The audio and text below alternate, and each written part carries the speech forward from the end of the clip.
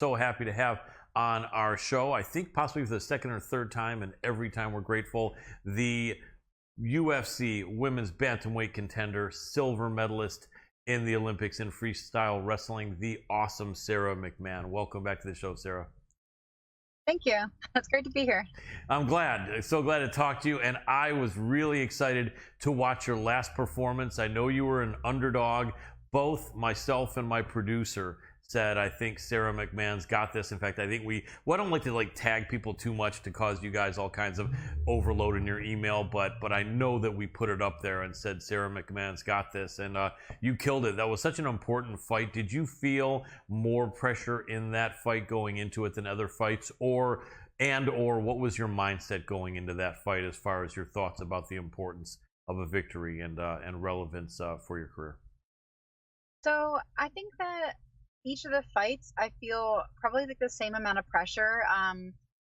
Ever since I've been really young, I've always put a lot of pressure on myself. So I don't think it's felt any more significant or less significant. If I was going to say if anyone felt a little more pressure in my life, it would probably be the one right after having my son. I feel like that one was a really important one to get a win. Just to kind of prove to myself that even though I had a baby, and I was older, that I could still go out there and contend with these girls. Who was that opponent? It was Lena Landsberg. Right, and you did have a really good performance there, huh? Yeah, she's a really good Muay Thai girl. And she'd also beat other people that beat other grapplers and did good stuff on the cage and good grappling. So she's become a lot more well-rounded, but she, obviously I think she probably prefers the striking where she, started her career. Absolutely. With your previous fight before this last one against Carol Hossa, you went against the now champion Juliana Pena. Off of that performance in a good fight that you didn't win, but that you had some great moments in, did you have, or how surprised or were you surprised that Juliana beat the champ Amanda Nunes, or did you feel something in that fight with her that made you not that surprised? No, I was kind of surprised. I thought it would still be a little bit harder for her to take it to the ground. When I fought Amanda, she had I take her down too, but it was work, so she's really not as easy to take down as she was in the fight against Pena. Probably will make some adjustments, but I thought her game plan when she was like, oh, I heard some things where she was like, oh yeah, I'll stand and strike with her, and I was like, I don't think that's a good idea, Yeah. So I was wrong, obviously. She stood and struck with her, but I think that that can always go both ways. Absolutely. That could have. So I just don't think it's a smart tactic for anybody, not even Amanda. So right, no, absolutely true. And there's a lot of talk that was kind of an off night for Amanda, but I guess we'll find out in the rematch. But more importantly, off of that fight, you were coming in against Carol Hossa, and she's younger and this up-and-coming prospect. And I just remember when I was thinking about the matchup, because not only do we do interviews, but we always like to look out for good openings for betting. We don't advocate betting for people that don't have money. We don't advocate betting for fighters. We don't advocate betting, period. But if people are already going to be sports betting, since we've been watching for so many years, for me before the first UFC, we do sometimes break down fights and give our opinions. And so I remember in the matchup with you and Carol Hossa, you were a slight underdog in that fight. I remember thinking that the odds makers are feeling that off of a loss to Juliana Pena, Carol Hossa beats you. And I remember thinking, I'm not seeing that. I remember thinking that doesn't add up to 1 + 1 equals 2. It's almost like saying if I beat my producer, he beats me in a fight, then we can all of a sudden fight in the UFC.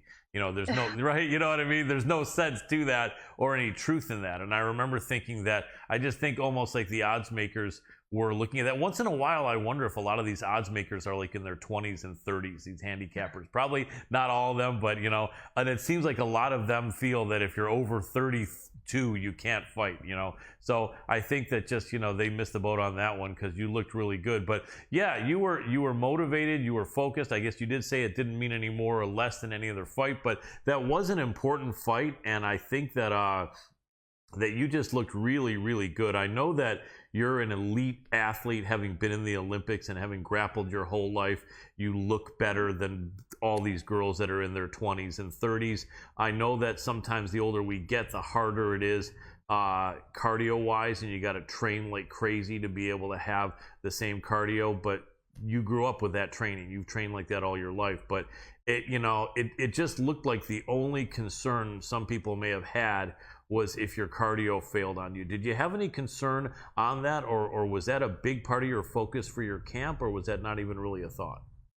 No, it definitely has been a thought. And I spoke in another interview about it, but I learned actually it's a really wonderful thing that USADA does, because they take blood tests as well, and they informed me that before, like over the past year, they took my blood and before I fought Pena, and then they took a blood test again before again in January, and like I had really low hemoglobin. Oh wow.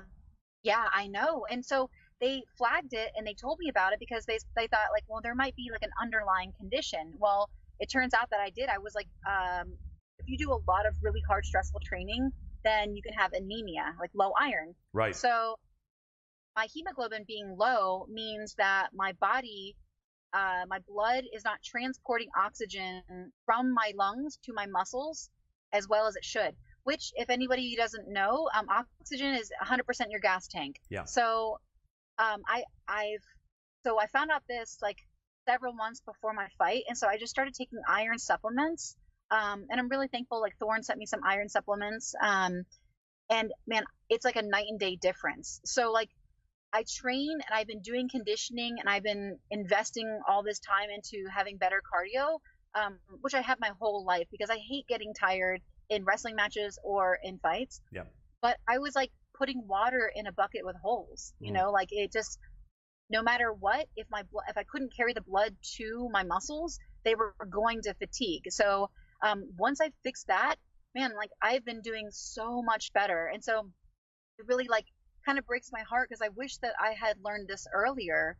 And so I think that all fighters, like they should go and get their blood tested and make sure that, you know, that they don't have anemia from training really hard year round for so long, and that they don't have, you know, other things. You can have a thyroid problem that can be hurting your weight cutting. I mean, there's like different little things that you can change in your diet. And I mean, at this level, it makes a humongous difference. So that was the focus. And once I corrected that, it took about a month of having it in my system. My cardio like has been phenomenal since then. And so like, that's why I'm like, okay, I'll fight. I want to fight these top girls. I know I fixed one of the problems in my, you know, in my fight game. And now I want to take on all of them and I want to rematch Pena. Love it. I love it. And for people that don't know or don't get it, obviously in the internet generation now, all someone has to do is go on and Google this. But for people that don't want to Google it yet, I know a former athlete who's a senior citizen now, and he was hospitalized during the pandemic. And one of the things that happened when he got out was that his hemoglobin was so low that it became hard for him to even turn over in bed or walk. And so it's a legitimate thing. If your hemoglobin is low, that is absolutely serious and can cause some major problems. And you know, we're cheering for him to get better, and that's all that needs to happen. Unfortunately for you, being much younger than a senior citizen, it wasn't the same issue that you couldn't walk, but I could absolutely see how it was affecting you. And yeah, I know what you're saying. If we could turn back the clock and could have made these adjustments in life, you know, but fortunately you got it here, and it's not 5 years from now that you found out when you were training people in the gym, or if you were retired, not that you will be, but you know, yeah, that's huge because yeah, it just, you know, you just kept going, you know what I mean? Like it didn't seem like you hit the wall, you know, at all, like in some of the last few fights. Yeah, I definitely like, I hit the wall and like, I was super frustrated that all the work I was putting in didn't seem to have the effect that it should have, which is I had my whole life. But it's funny that you say that he was hospitalized during the pandemic because um, a little over 2 months before my fight with Pena, I got COVID. Oh wow. Only down for like a week and a half. Like it was like a very, and I felt like but I had chronic fatigue, and I think my anemia, I think that it started at that point. I think that I just thought, oh, well, COVID kind of makes you tired, but I can just kind of like work through it. And I did to like a large degree. I definitely got a lot better. But when we were supposed to fight on December 19th, and when she asked to have the fight pushed back to January 23rd or whatever, I was really thankful for that. It actually helped me, gave me another month because I was really struggling in practices. But it was such a good opportunity. I didn't want to lose the fight. So I was like, really stubbornly hanging on to it. But I think that that's when I really started to struggle with the anemia. And I think I had chronic fatigue for like 8 months. But I still was able to train. I still was able to make improvement. But in between practices, I felt like, man, I was like hit by a bus. Like it was really tough. Yeah. And you had, and it just made you feel that, like, what the hell? Because even though you're, no longer in your 20s and just recently out of your 30s, it still shouldn't be that all of a sudden you're feeling exhausted. I mean, your training ethic, you're an elite athlete, an Olympian, and I'm sure it didn't make a lot of sense because you were looking at yourself and you were looking probably at other people, who are not all done like right at 40 or 41. It shouldn't be that all of a sudden you're gassed when you train. So although but it definitely had to be frustrating because you didn't know. You were probably thinking, hey, I guess it's an individual thing, and is it maybe somehow all of a sudden my cardio is going to be cut in half, right at 41 or something like that, which just wouldn't make any sense. And I'm glad you're right. I'm glad you found out what it was, because that's huge. Because that obviously was involved in some of your performances. But yeah, that was just such a cool thing because you really look like the Sara McMann of the past. There wasn't any gassing. You were focused. You were fired up. And you know what? It may have surprised her because it's funny. When a fighter is losing a fight, a lot of times they look kind of frustrated and confused. And I guess that's kind of a natural thing, but do you think there was a part of her that was wondering how come your cardio wasn't giving out? Or do you think there was any surprise on her part? Like, wait a second, this is supposed to get easier here with Sara after round one. Why isn't it? So I think that might have been like they might have mistakenly thought that was now the new norm for me. But I think also the fact that like I was never, really put on the defense. I was attacking from every single area you put me in. And I've been working that like extensively. Like I've been working that for years, but for some reason I had not been able to like do that in the cage like I had been able to do in training. And I really don't know.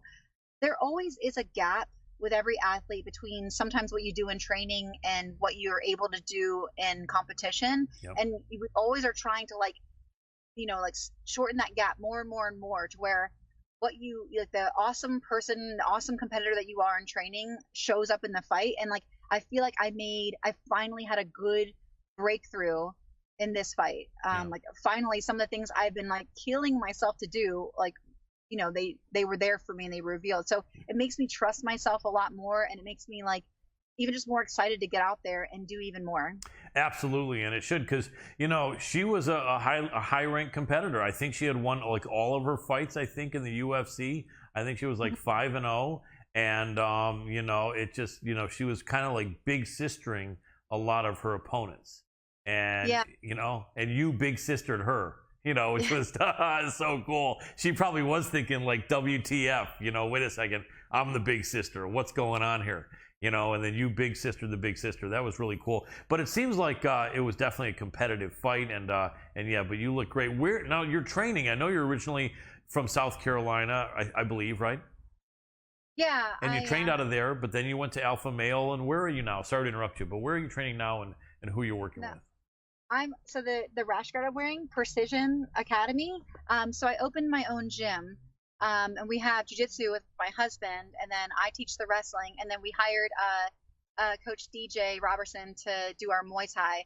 So when I left Alpha Male, I mean, we had two of the components in the gym, and we just had to bring in like a really good striking coach to be able to kind of complete that. And So I have really good partners, but it's a smaller gym, and we all just like really like take care of each other and look out for each other. And when anybody has a fight coming, like we all like mimic that person's opponent, and we just pool all of our skills and help each other out. I like that. What percentage of your training partners are men, and what percentage are women, would you So I say I usually train like more like 3/4 with guys, just from the partners, and then maybe like 1/4 with women.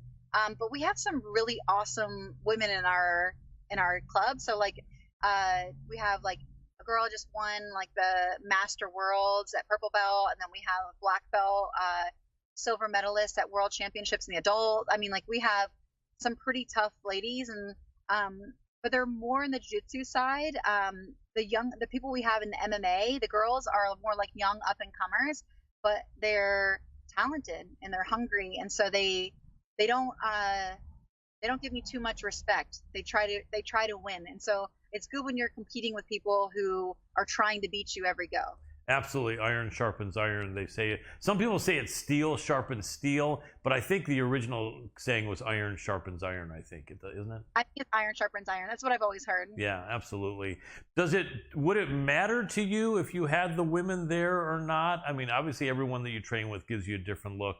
But would it matter to you? Was it something purposeful that you wanted? And throughout your career in MMA, has that been the case where there's always been some women but a majority men that you train with?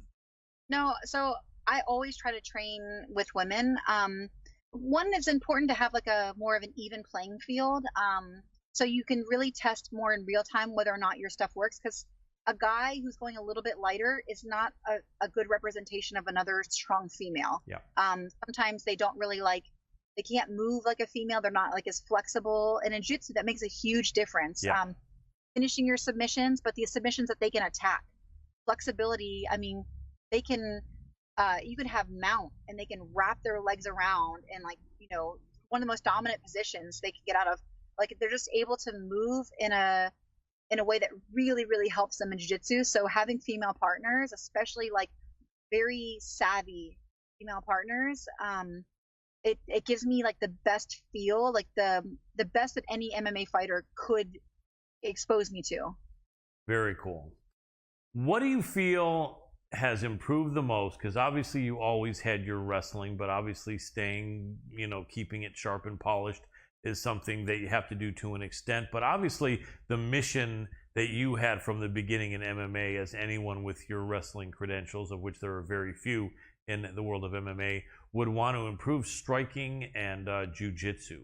How do you feel about your striking and jiu-jitsu as compared to, say, 10 years ago? And how do you feel they are as compared to where you want them to be? So I think I'm probably just really hard on myself, and I will always want them to be better.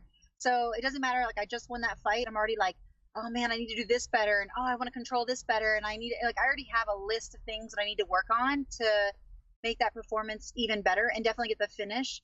I'd say that like the real difference that I feel now is I'm more comfortable in being able to blend the styles.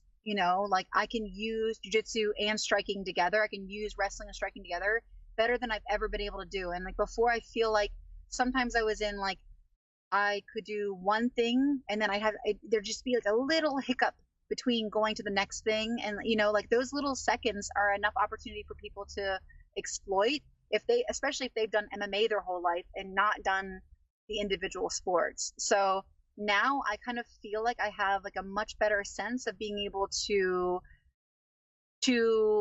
like just seamlessly blend those things without those little hiccups. Absolutely.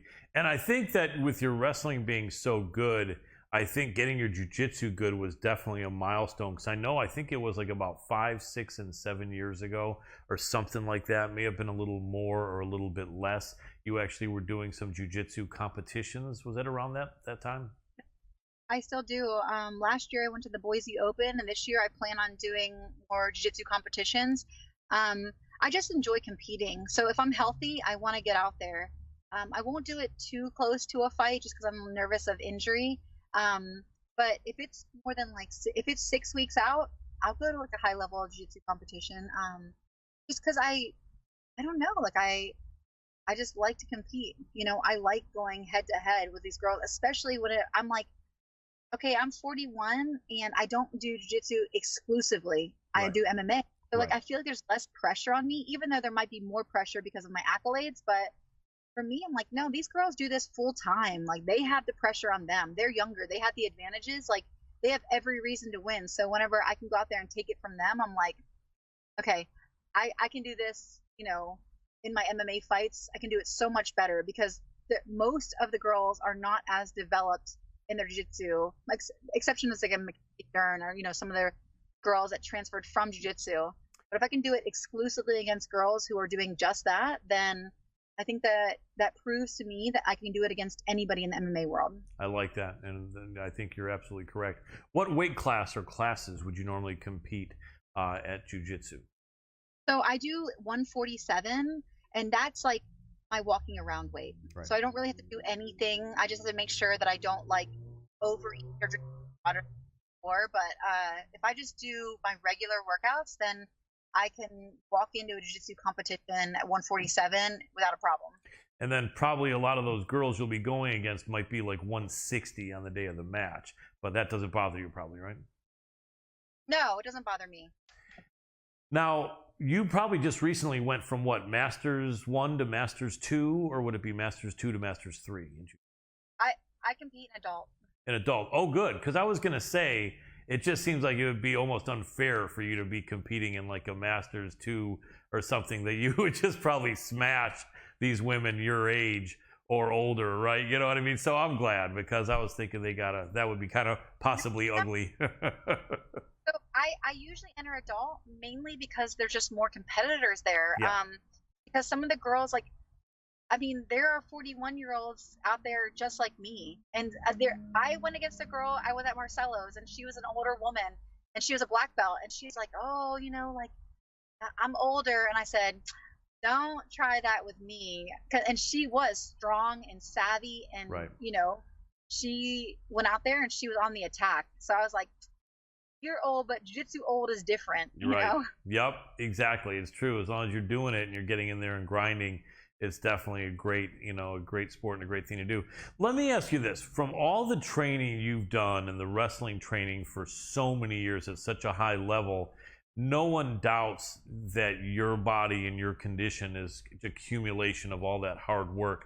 But sometimes we see some bodies on some of these girls that are 26 or 28 that are not decorated wrestlers, and they look like they're just ripped to shreds with their shoulders popping out. And some people start thinking, is this, I mean, are some people cheating, unfortunately? And obviously it's a weird question, and certainly I'm not going to ask you to say what girls do you think are cheating, but are there any girls you think in MMA that are getting by the testing somehow, just by some luck? Absolutely. And I'm sure it's not luck. I'm sure that they are doing things that like sometimes I hear that there are things that the drug testing like hasn't found yet, so they don't pick up on it. And sometimes people do cycles. I don't really know a lot, but I can tell you unequivocally there are people cheating. Yeah. And I've actually fought opponents, and sometimes it's like people I beat, and sometimes it's people that I haven't. And I've had some of their teammates message me personally, and I won't say who, but like, and say, hey, I don't know if this, helps or not, like if this, how you feel, but they definitely are doing PEDs. Yeah. And it kind of breaks my heart. Yeah. Because Yeah. like, man, like you can really do some bad damage in MMA, Yeah. in boxing and kickboxing, and any of the striking sports. You really could like damage somebody for life. Yeah. Yeah. So, and it is some of those girls too. Like I can't always tell who is on and who isn't. And mainly I can't tell because I hear some people tested positive, like Brian Ortega tested positive, Right. and he didn't look ripped No. and shredded, No, like, never. and so I'm like, man, like, and some people who are ripped and shredded, like they might just really have like really great genetics, or Right. have put in I've been doing this for 27 years, you know, like Right. it takes 27 years for PEDs to work. I think you're probably getting ripped off. Yes, without a doubt, without a doubt. Do you think it's more? Do you think it's? I'm sorry to step on your words. Go ahead. No, go ahead. You can go Okay. ahead. Do you think it's more egregious in women's combat sports when someone is really juiced to the gills?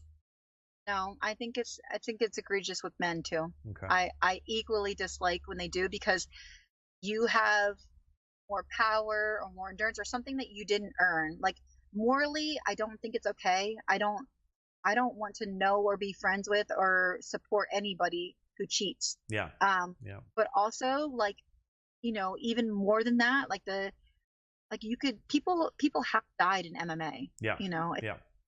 and like or brain damage or altered their life. And you say, yeah, we signed the waiver, but we kind of signed the waiver expecting somebody to be, an even playing ground and like it to be fair. That's what we sign up for. Yeah. Or else they should start a cheater league and then they can go and just bash each other's brains in. Yeah. But Yeah. those are clean. Like for me, I had to mentally kind of get past it.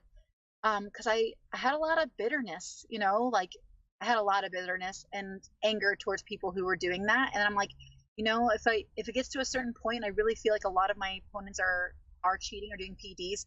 I'll just retire. I'll just, Yeah. because I don't know, it's not worth it. It's not Yeah. worth it to me. Yeah, absolutely. And I know that Michael Bisping has a lot of his opponents that were on TRT. Now, at one point, the TRT was allowed for certain fighters. Like everyone's talked about Vitor on TRT and not on TRT. Other people, the differences, and I guess when it was permitted, then that it was different. Although it still gave people an advantage. I mean, speaking of which, in a slightly different subject.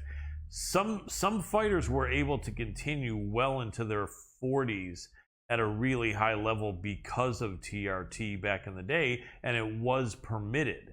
And right, and I think what it said was, hey, look, if you're 43, 45, 47 years old and your testosterone levels, let's say as a man, are this much lower, let's just bring them to where they were like when you were 35 so that you can compete. And I remember basically a lot of people felt, what's wrong with that? Why is that not fair? But then a lot of the younger fighters were saying, why should that be allowed? Why should this guy be able to have his testosterone like when he was 35, when he's 45? What would your thought be on that? You do have all that experience with less of the drawback. So when it was this is the way I looked at it. When it was legal and in the rules, if people chose to use it, it's in the rules. We all understand what we're going into, so you know that you could fight a very experienced fighter that has testosterone levels of somebody younger. But I am glad that they did do away with that because that's more in line with how they do in like the Olympics. And there's a reason why the Olympics also did that. Like they want people to be as natural as possible. Yeah. And there are repercussions. Like the thing is that some people can do a lot more than just bringing it back to the levels that are natural. Right. And it becomes a huge advantage as well. Yeah, I remember the thing with Alistair, and he fought clean for many, many years, but when he was fighting in Europe and Japan, no one was clean, and no one was asked to be clean. And I remember the trial, they said that the acceptable amount of testosterone levels for a man would somehow be like maybe 3 to 1 of what would be normal, and then I think he had 15 to 1, and he was saying it was eating a lot of horse meat or something like that, So another problem is that when people would do like steroids, I think that like when it would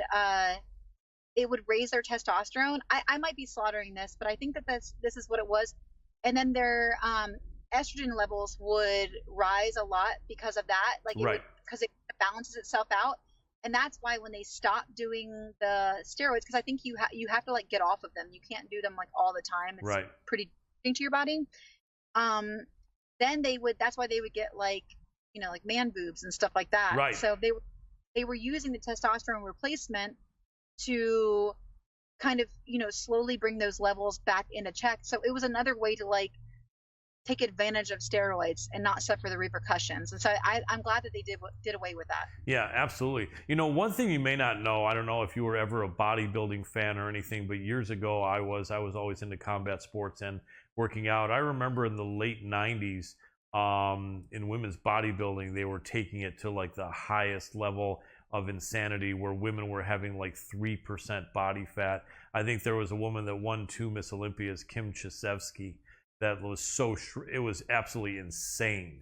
And I think they made a ruling in like 1998 for women's safety that said we're not going to allow this sort of a look anymore. We're not going to reward it. If women come in looking like this, we're gonna score you last.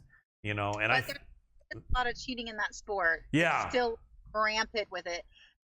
And so like that's one thing that's hard is like if you get into a sport like that, your choices are cheat or don't do it. Right. There really is no other option. And I kind of feel bad. And I know that they have like quote unquote natural bodybuilding competitions, but even people enter the natural bodybuilding competitions and still cheat. So it's like, man, like some people you're just never going to, I don't know, influence them. Like they'll find a way around the rules if they're really intent on it. And so that's sad. Yeah, it is unfortunate. Well, we got about 5 minutes left with you, Sarah. I want to get your opinion on a few other women's fights. So first, before I do, you don't have anything signed as of yet. That would be really quick, right?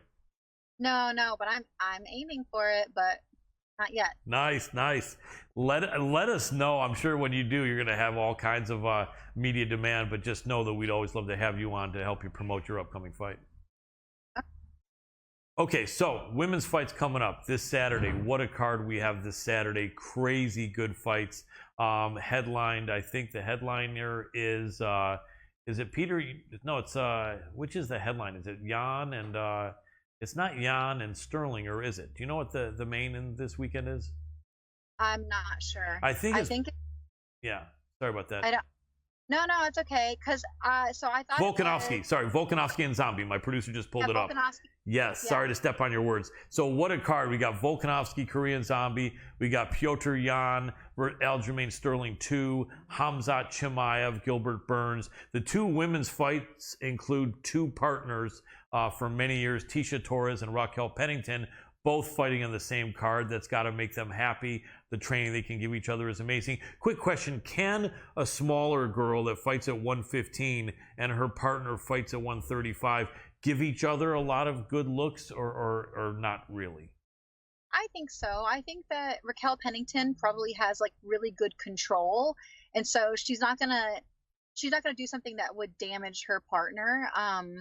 And also like Tisha, I bet you she helps Raquel's with the speeds. Tisha's super fast. Yeah. So like going with smaller partners because I feel like they're faster than the girls at 135. So like when I go back to my weight class, I can see things coming a lot quicker. So I mean, I'm sure they've been training together for a really long time. And so I bet you they do, like having somebody in-house. Like I'm married to a jiu-jitsu black belt. So we'll be on our carpet. I'm like, hey, come here. I gotta get this defense or this submission and stuff. So I think it really helps having somebody in your sport at your house. Absolutely. At your Absolutely, that makes sense. So, question for you. Tisha Torres, Mackenzie Dern. Talk about a throwback UFC fight, grappler and striker. Obviously, both are not, this is not like 20 years ago where the Tisha would be only a striker that knew nothing about takedowns or jiu-jitsu, and the grappler would be a jiu-jitsu person that knew nothing about anything but jiu-jitsu. Both these girls know about MMA, and they're balanced, mixed martial artists, at least to a pretty good extent. We look at that fight and we say, if Mackenzie had Sara McMann wrestling, this fight would probably be all over in favor of Mackenzie Dern. But she doesn't. So what she's going to try to do is show her hands. She's got some power. She's going to try to throw hands with Tisha, maybe catch Tisha or have Tisha backing off because of how hard she hits, and then catch her in a scramble. Tisha is going to try to not allow that and try to keep it on the feet the whole time and just piece up Mackenzie Dern. What do you think happens in that fight, in a prediction, if you have one, if you're on the fence? I understand. That's a really tough fight to call. It is. I think that I'm gonna lean. Gosh, this is tough because I really like both fighters, so Yeah. I hate calling these different fights. Yep. Um, but if I have to lean on who has the potential more to finish it, I would say that'd be Mackenzie. If she gets her down, like I think Mackenzie's skills are way superior. Yeah, on the ground if it goes there. Would have to probably like she has to control the range every single second of the fight, and that's really tough to do in a cage. If this fight were like on a football field, I would give it to Tisha Torres. You Yeah. know, like, Yeah. but man, like being able to crash that distance. Uh, if I would say like if Tisha had more knockouts, I would say Mackenzie would have to be a lot smarter trying to come in. So I don't know. Like I hold on one second. No problem. Can you still see me? No. Okay, hold on. No problem. All right. Sorry, I had an incoming call. No problem Okay. at all. I appreciate you. Yeah. So I would lean slightly favored towards Mackenzie Right. just because of her finishing capability. Gotcha. But this is, I mean, like Tisha is no slouch in every single area, and I think if any of the fighters that she's fought have the capability of keeping range and not letting it get taken down, Tisha's probably one of the best. Absolutely. Like, a super intelligent range and a lot of motion, she can strike you backing up. Like that's a really, really tough fight to call. Absolutely, I agree. We've only got 1 minute left with you, Sarah. Can you give me 30 seconds on the other fight, Raquel Pennington, Aspen Ladd? And I was wondering, could that fight be at 45? But I don't think so, no matter how much they want Aspen to be at 45. I don't think Raquel was agreeing for a 45 fight when she's still a top contender at 35. So I'm assuming this has to be 35. Let me know yes or no, and then a 30-second breakdown on that fight. So I don't know either because Raquel took it on short notice. So it could be 45 just because she stepped in last minute. Okay. And I think that fight, like Raquel actually has a really, really good ability to stop takedowns. She's tough to take down, and she's proven that against like some pretty good grapplers. So I think this one I lean a little bit more towards Raquel just because she's got better hands and she's good on the cage and she's good at stopping takedowns. Awesome. Well, Sara McMann, thank you so much for joining us off this great win. I really appreciate it. I can't wait to see you fight again. I'm so glad you got that problem with the hemoglobin fixed because that really is huge.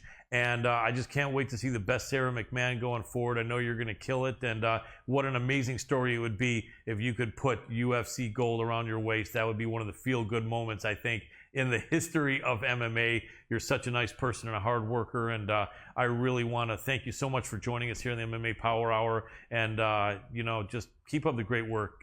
We really will keep cheering for you, and I appreciate you a lot. Thank you. I appreciate it.